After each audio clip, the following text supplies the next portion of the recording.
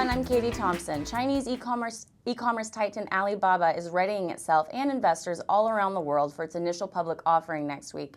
Expectations are that the IPO may be one of the biggest IPOs ever, even bigger than Facebook. But what exactly is Alibaba? With us now to talk about this is Mike Prospero, who's a reviews editor at Laptop Mag. Mike, Alibaba is taking the investing world by storm, but what exactly is it?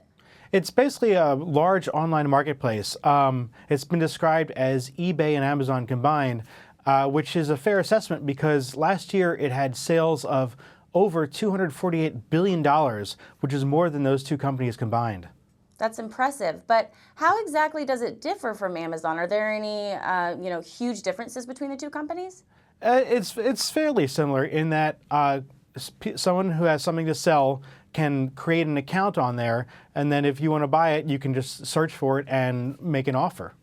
That's interesting, and I understand it has a few different businesses. Alipay, for example. Can you give us some information about some of the other businesses that it has? Yeah, in conjunction with all of its sites, Alipay, as you mentioned, is sort of like its own PayPal, in which it provides secure transactions for people selling and buying things on their site. That's interesting. Can Americans shop on it now, and is it safe?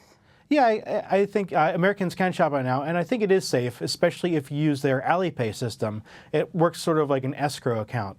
One thing consumers do have to look out for, though, is that there are still a lot of counterfeit goods available on Alibaba's site.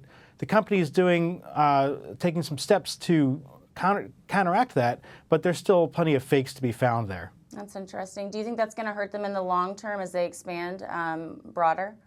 Well, I think that's one thing that investors are wary of as they're going into their IPO, which is potentially valued at $24 billion, which is unheard of.